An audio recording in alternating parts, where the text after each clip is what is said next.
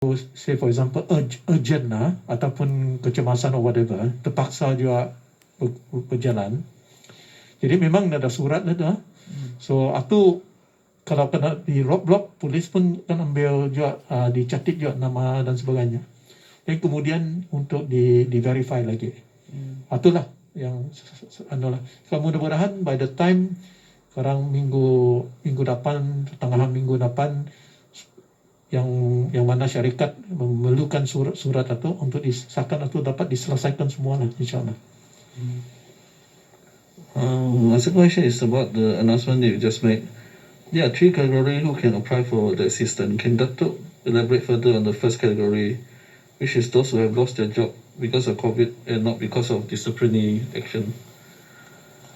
Ya, ini kategori pertama untuk orang yang kehilangan kerja disebabkan syarikat atau impact oleh pandemik COVID-19 lah. Barangkali ia punya cash flow terjejas dan sebagainya. Jadi tidak lagi dapat bayar gaji, diberhentikan pekerja. Ini bagi pekerja tempatan ataupun kerakyatan Brunei ataupun penduduk tetap yang bergaji 1,500 ke bawah. Jadi kalau ada yang terjadi pekerja ini diberhentikan, dapatlah dia orang memohon bantuan lah. Bantuan ini diulurkan dari September, Oktober, November. Contohlah 3 bulan. Tapi kalau sekiranya ada pekerja ia kena berhentikan atas sebab disiplin issue, itu layaklah. Jadi yang kalau yang orang yang memohon ini, ia mesti disertakan dengan surat dari majikan sama ada kenapa ia kena berhentikan itu. Jadi company itu mesti transparent lah, honest lah. Kalau orang ini kena berhentikan because ia ada discipline issue, jarang datang kerja dan sebagainya, then of course that is a different region. Atau maksudnya ada kerajaan yang mau kerja, ataupun ada disiplin. Ataupun ada yang pekerja yang berhenti sendiri, bukannya karena berhentikan. Atau maksudnya ia ada peluang bekerja, ada peluang untuk mendapatkan pendapatan. Tapi ia nak mau kerja, atau nak dapatlah memohon. Jadi ini kita ni diingati kepada perniagaan juga lah. Jangan salah gunalah di kemudahan yang dihulurkan oleh kerajaan Kebawah Yang Maha Mulia. Jadi we have to be honest. Yang apa sebabnya yang kena berhentikan ada. Tapi mana-mana kena berhentikan because company punya business terjejas, cash flow terjejas, mungkin kurang kemampuan untuk menteruskan membayar gaji, terpaksa diberhentikan atau kira macam no choice lah. Jadi ini yang kerajaan nanti akan kira menolong lah. Okay, that also elaborate on the third category of self-employed and freelance. The application is via SKN under JPM. Ya, in fact sebenarnya semua pun melalui SKN ada. Yang tadi kategori 1 yang kena ada pekerja yang kehilangan kerja, dia orang mohon melalui SKN juga tu. Yang kategori yang kedua tadi yang pekerja yang dicutikan tanpa gaji pun sama juga tu. Dia orang melalui SKN. Yang kategori yang ketiga ni maksudnya kepada pekerja macam bekerja sendirilah, self-employed dan freelance.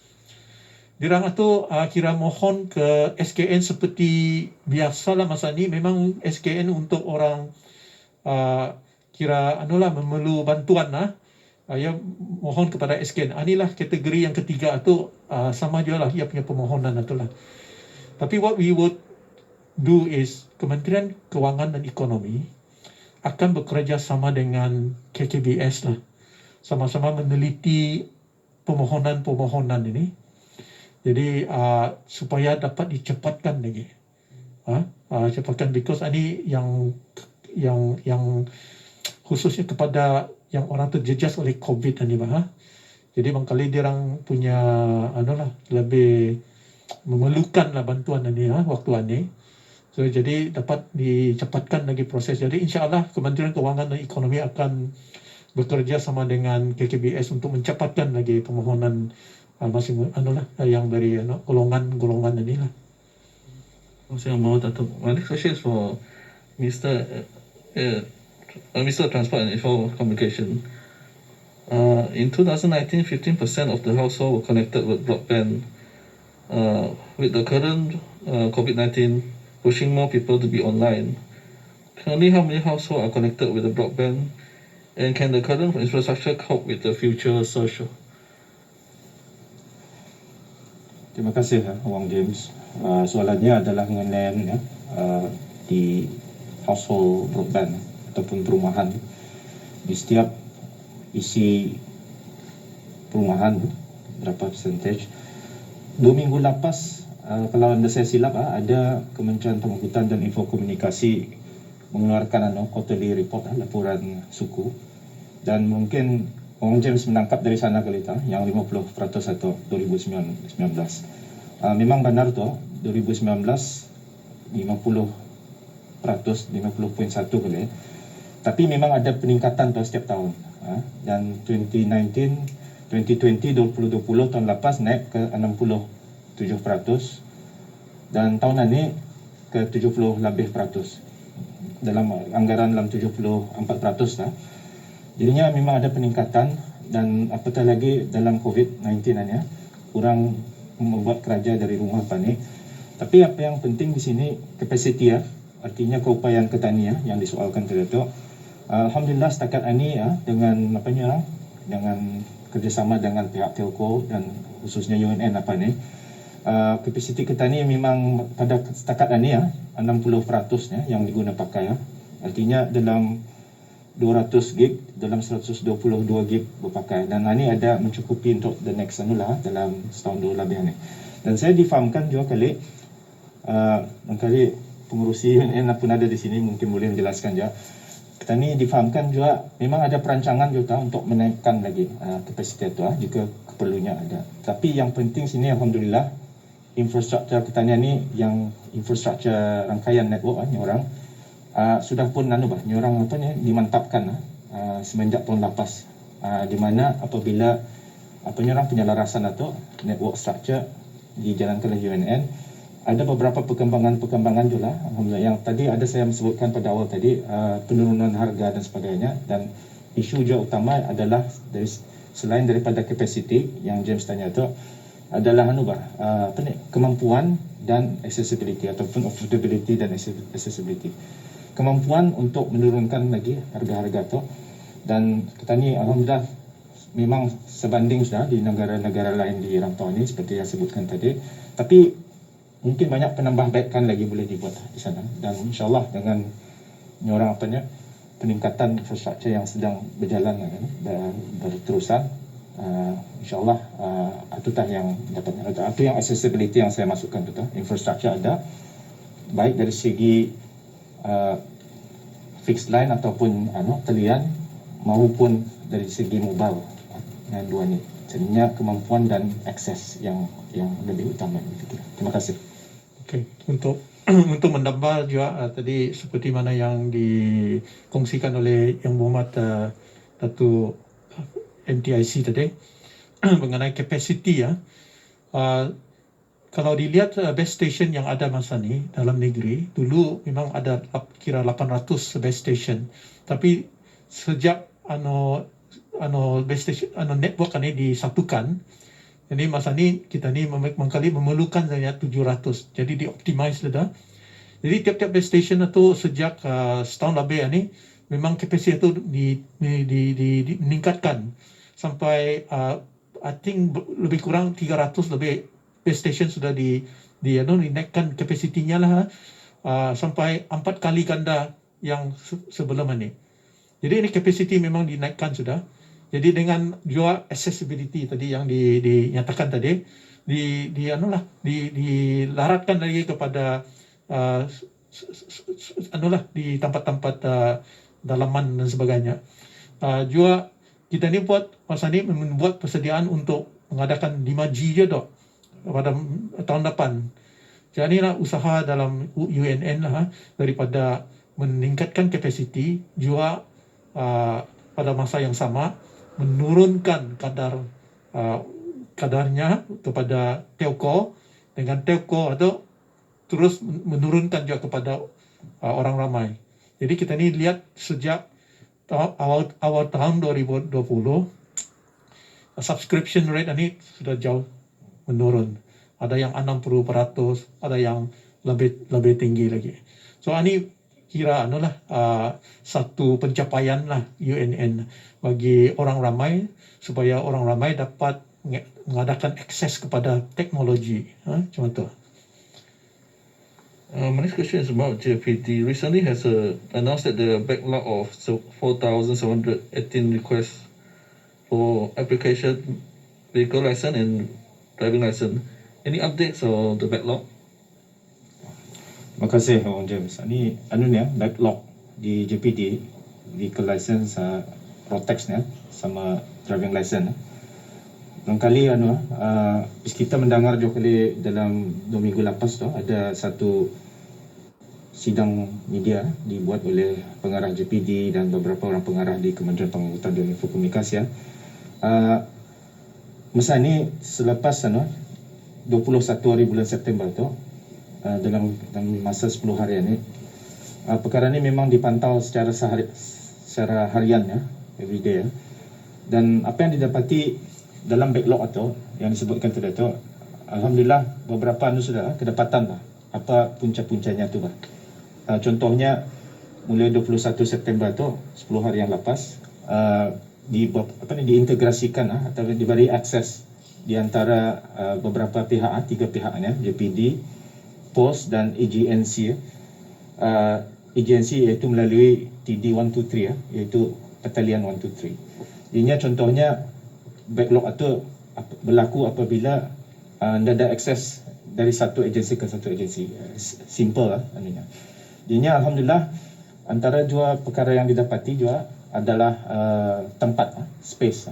Artinya dengan business continuity plan masing-masing, alhamdulillah mulai 2 minggu yang lepas satu je telah dibukakan beberapa tempat ya. In fact Kementerian Pengangkutan dan Infokomunikasi, the main building pun sudah menjadi tempat operation center lah masa ni untuk memproseskan, untuk melepaskan backlog ini. Dan akhir sekali yang saya dimaklumkan based on pemantauan harian, yang perlu diselesaikan lagi backlog ni dalam 21% daripada sejumlah permohonan, mana dalam 79% sudah dapat diselesaikan. Dan Anita insyaAllah dalam seminggu 2 ni akan diusahakan dengan sedaya upaya insyaAllah. Dan saya mengambil kesempatan untuk menyeru kepada orang ramai sabar terduga dan minta maaf. Tapi apa yang boleh dipakai masa ni, kalau yang menerima SMS seperti yang saya telah terangkan sebelum ini, itu adalah memadai masa ni. That means kalau menerima SMS notifikasi dengan kebenarannya, atutah yang boleh diguna pakai masa ni. So masa ni ada juga berlaku kes di mana ada kes-kes kes COVID berlaku, di mana terpaksa ditutup sekejap. Dan ini diharap orang ramai memahami juga. Dan kita ni insyaAllah bersama-sama untuk usahakan. Terima kasih. My next question is about the post office. In the second wave of COVID-19 outbreak, is the operation in post office affected? How many parcels have been processed daily and how many are still waiting to be processed? Terima kasih, Wang James. Ini berkenaan dengan pos, barangan bungkusan di pos kali. Dan untuk makluman kali, masa ni tempat pemprosesan ataupun pengambilan pembungkusan adalah satu tempatnya di Mail Processing Center di Port Lama, bangunan yang besar itu. Ini apa yang berlaku dalam 3 bulan kebelakangan ini pun dipantau secara seharian everyday daily pantauan pada bulan 9 ini saja September, dalam kalau anda silap 40,000 bungkusan tunggu saya mencari statistik. Pada bulan September ni ada dalam 42,000 bungkusan saja. Dan ini peningkatan daripada bulan 8 dalam statistik ini ada 16,000 dan bulan 7 Julai dalam beratus lah. Jadinya peningkatan itu ketara sebab ada orang permintaan ya, sebab e-commerce apa orang mengorder barang apa memang ini berlaku di mana-mana pun, bukan saja di Brunei. Ini dalam hal ini berdasarkan kepada pemantauan harian ini juga ada dalam 2,000 lebih paket lagi akan diproseskan. Ini dalam 42,000 tadi yang saya nyatakan, we need to selesaikan dalam 2,600 macam itulah lebih paket dan insyaallah dalam bulan ini insyaallah akan diusahakan juga. Ini diharap juga menyuruh orang ramai supaya bersabar juga lah dan memahami juga keadaan-keadaan macam ini, tapi insyaallah akan diselesaikan dalam 2,000 lebih paket ini lagi dalam jangka masa bulan ini. Terima kasih. Datuk just now mentioned about the registration for domestic runner. How fast is the process for application? Terima kasih James. Tadi dalam kenyataan mengenai pendaftaran runners ini ada dua perkara sajalah clear untuk menjawab itu. Satu, dalam perancangan kita ni masa ni sebab ini perkara baru je ni dan that's why kita ni bukakan ni pada hari ni dan dalam insyaallah dalam 2-3 hari ni akan dipantau macam mana ni ya. Sebab tu yang penting sini runners mesti peka dengan perkembangan ini. Dan insyaAllah pihak Kementerian Pengelutan dan Info Komunikasi akan bersedia mendengar daripada pandangan diorang. That's why we give the contact point to that. Tapi dalam perancangan awal adalah dalam 3 hari lah.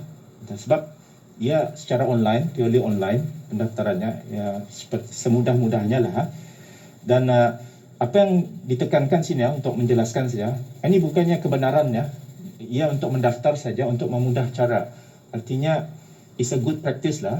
Amalan bagus yang yang ketanian. Sebab sebelum ini memang runners ini indah dikawal selia diregulate di mana-mana pun. Tetapi oleh kerana keadaan kita ini sudah macam ini untuk sepertinya saya sebutkan dalam press conference tadi, untuk kesejahteraan dan keberadaan dan kebaikan juga lah untuk semua pihak. Sebab ini at the end of the day kita ni membukakan satu directory juga kadang melalui website dan ini untuk mempromosikan diorang juga. So insyaAllah jangka panjang, minta maaf, perancangan masa ni dalam 3 hari ni lah. Tapi ini akan diteliti lah mengikut keadaan semasa ni.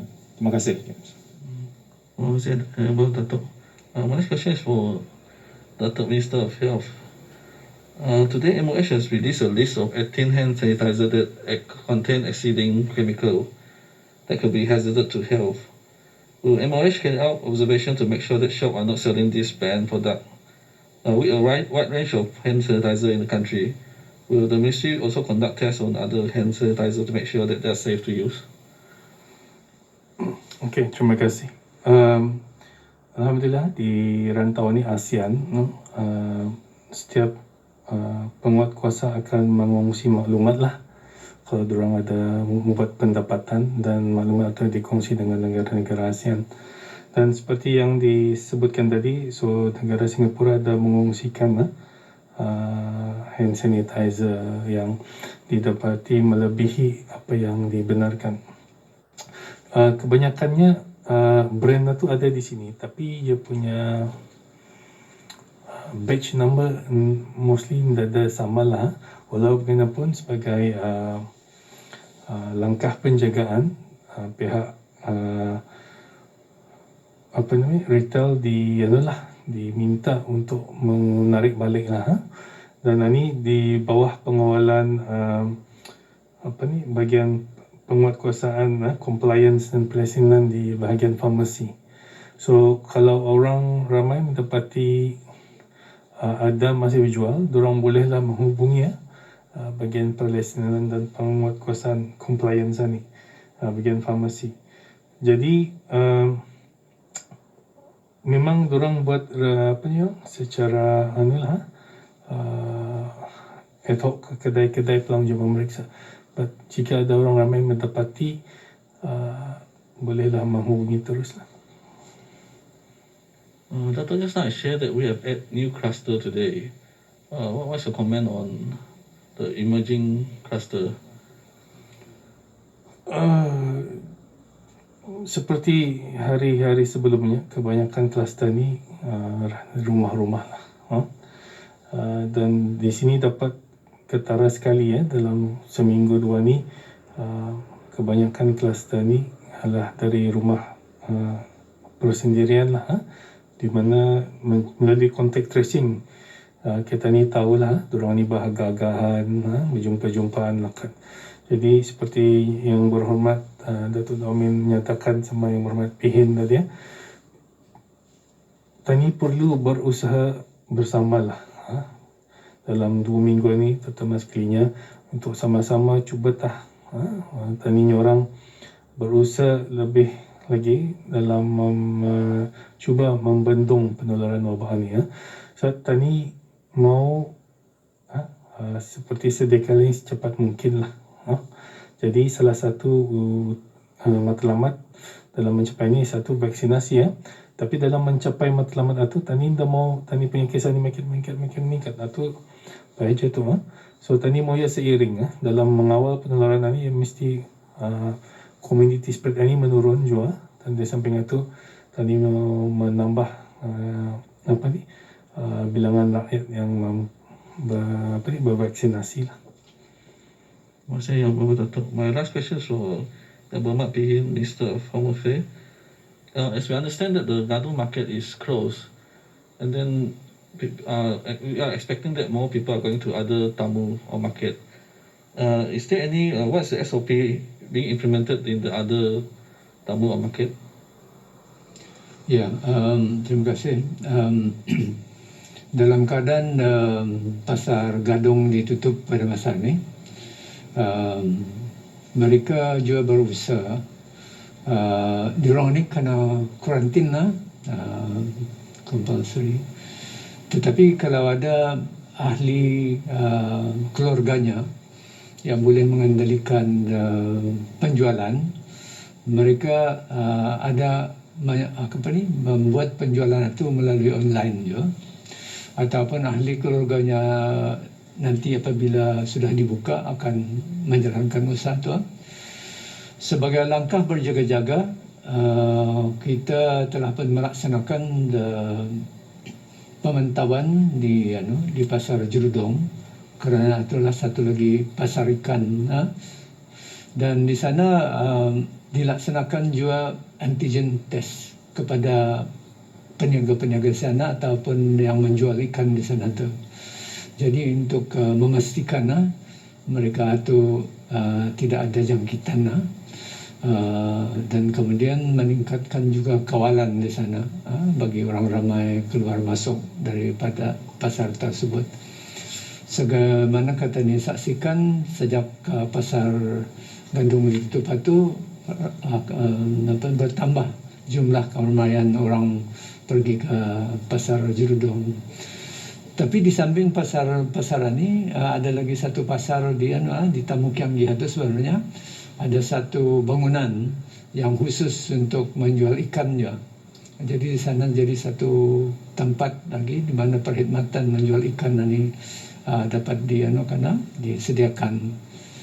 Kita bekerjasama dengan kementerian, agensi-agensi lainlah supaya memastikan pembekalannya itu ada. Terima kasih Bapak Pihin. Terima kasih Yang Berhormat Datuk.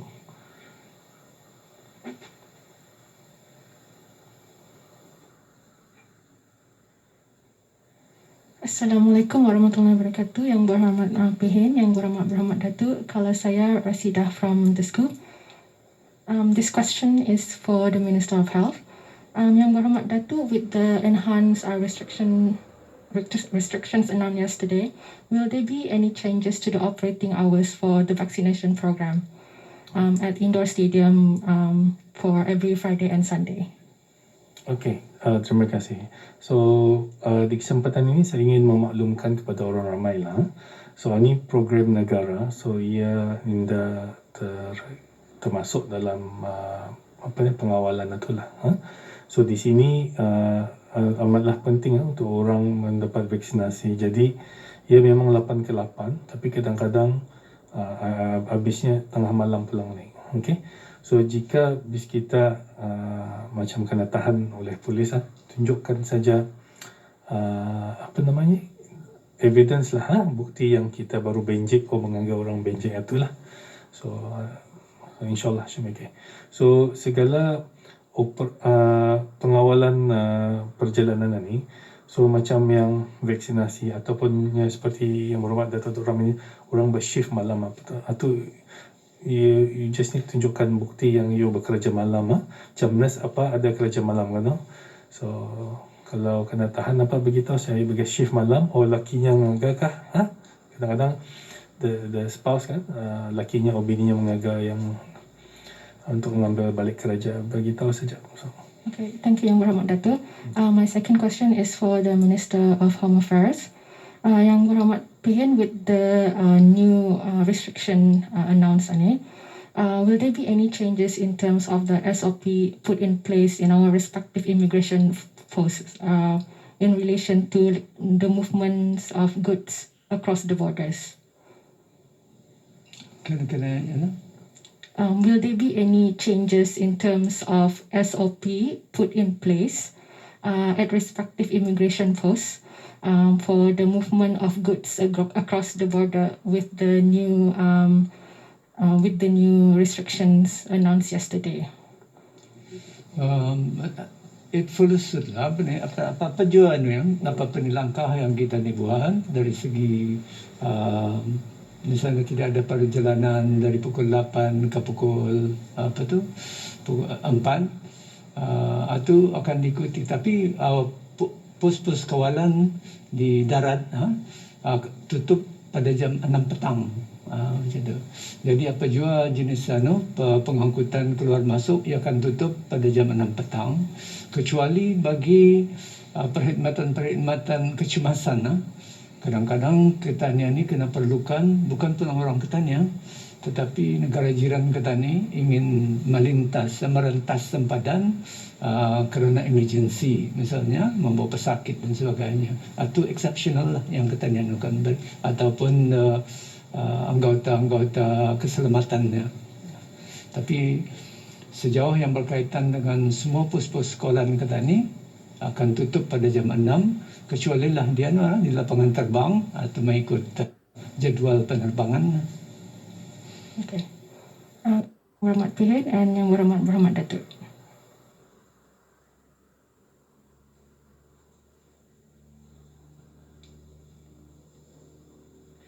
Selamat petang Yang Berhormat Ibu Menteri.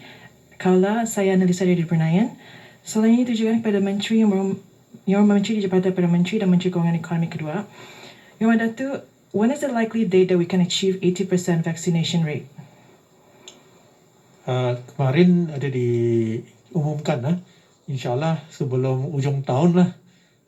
Tapi kalau kita ni lihat statistik seperti mana yang telah diumumkan tadi oleh Yang Berhormat Datuk Menteri Kesihatan, pada masa ini kita ni sudah mencapai 43.4% bagi yang melengkapkan 2 dos vaksin COVID-19. Jadi bagi yang sekanya menerima 1 dos vaksin COVID-19 ini 65.3% lah.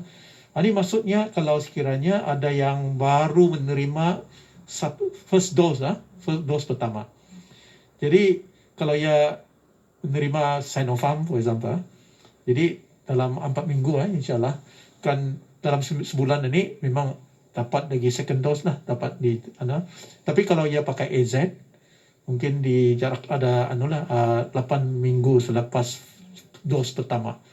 Jadi bagi yang sudah baru terima sekiranya last month jadi dalam 8 minggu, maksudnya awal bulan 12, we will insyaAllah mencapai kurang-kurangnya 65.3%. Jadi di antara masa ni, di antara Oktober sampai awal Disember ni, kalau kita ni ada yang menerima, kemudian sekarang ada sekiranya ada Moderna dan sebagainya.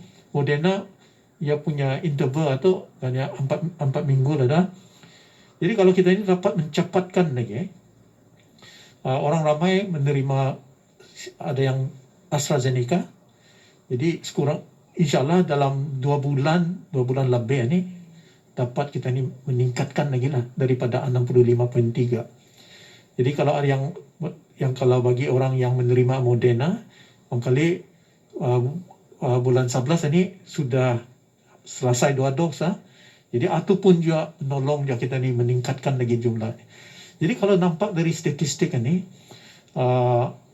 adalah bahasa harapan lah kita ni kalau ada kerjasama dari orang ramai juga lah. Jangan jarang ni buat booking, tapi sudah datang harinya, tidak datang.